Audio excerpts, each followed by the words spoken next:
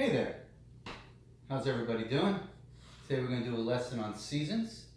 If you have any questions, feel free to email me at the end of the lesson and I'll get back to you as soon as I can. Alright, so what we have here is the sun and then Earth at two different positions. The daytime side of Earth is facing the sun and the nighttime side is facing away. Because of Earth's curved surface, the sun's rays will strike the Earth at different angles. See? And the closer you are to the middle of the Earth, it's called at the equator, the more direct the energy. Okay? And that's why the equator is always hot and the poles are always cold. Because when you get closer to the poles, the heat's coming at a very low angle. So if someone's standing here at the North Pole, they're basically looking straight. So the sun is very low on the horizon, while someone here at the equator is looking straight up. So the sun's striking their head at a 90-degree angle. And that's what we call the direct ray. So what I'm going to do here is find my eraser, hopefully. There it is just draw the direct ray. I'm not going to change anything else. So here's the direct ray, and here's the direct ray on this side. So the way Earth is positioned right now, there's no tilt. So that direct ray is striking the middle of the Earth, and that's what we call our heat equator. In this case, since there's no tilt, it's also the equator. So right now, I'm going to make this side summer. Now you see Earth is tilted.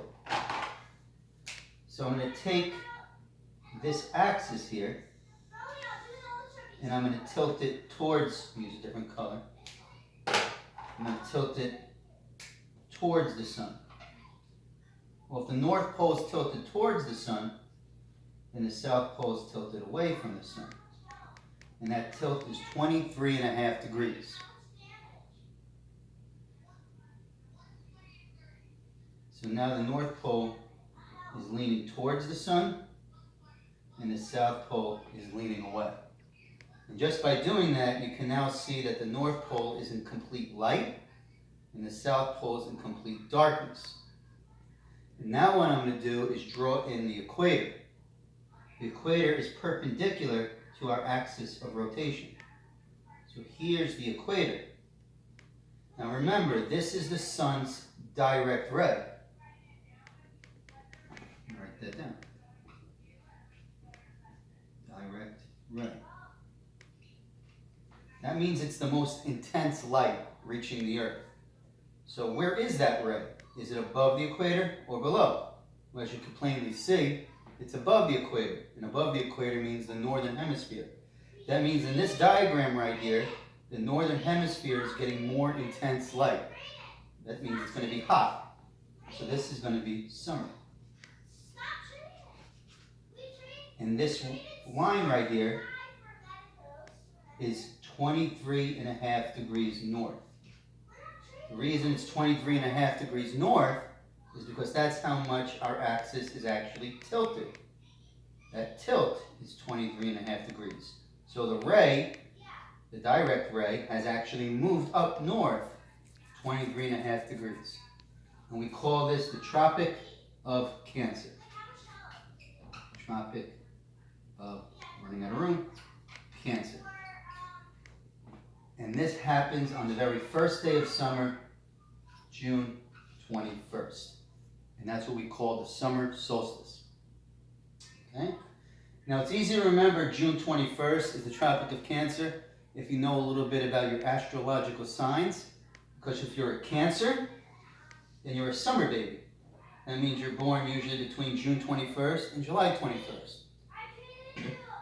All right, so how do we get to winter? Well, if you remember from earlier in the year, we have to go around the sun. We call that revolution. So when the Earth orbits to the other side, I didn't do anything to this direct ray, but watch. Now the North Pole will be leaning away. How much will it be leaning away? 23.5 degrees. Very good. But then the South Pole will be leaning towards. So now if I draw in my axis of rotation, the North Pole is in darkness and the South Pole is in light. And now if I draw in the equator, which is perpendicular to that axis of rotation, look where the direct ray is now. Is it above the equator or below? Well, it's clearly below. That means the sun's strongest rays, that direct ray, has now moved south of the equator.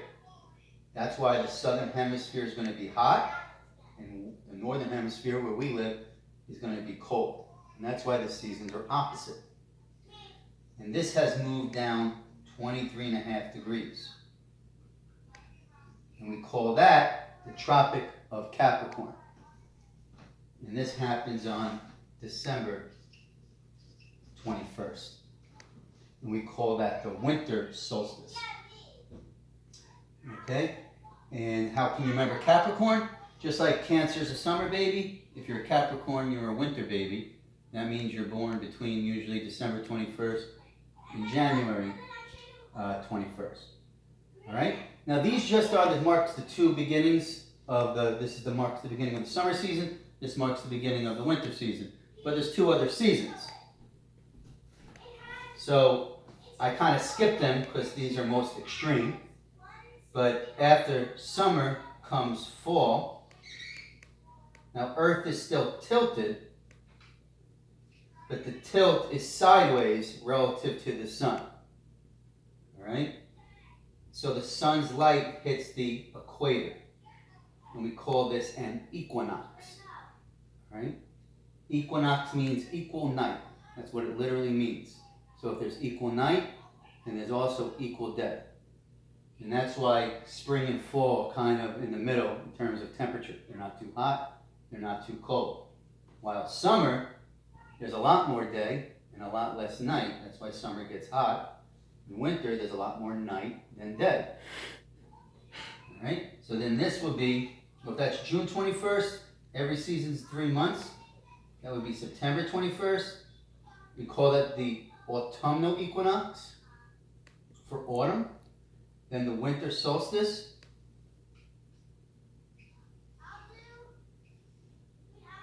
And then this is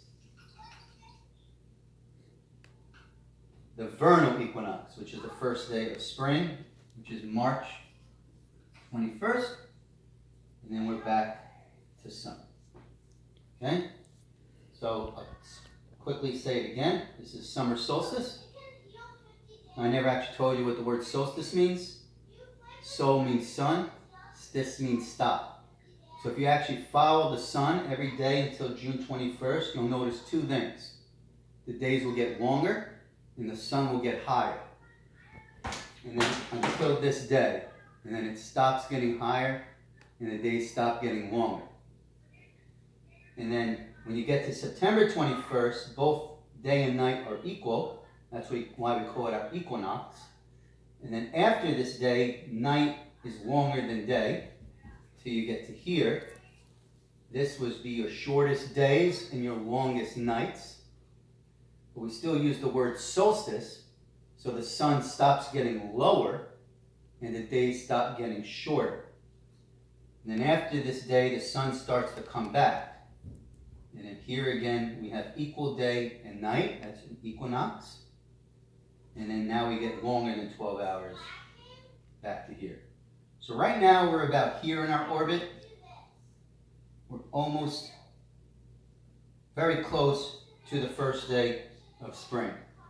So believe it or not, we still have a few days of winter, but you couldn't tell this year because winter's been so warm. But we're almost in spring, and then you're going to really see the daylight increasing until we get to the first day of summer. All right, hope you enjoyed the lesson. Take care.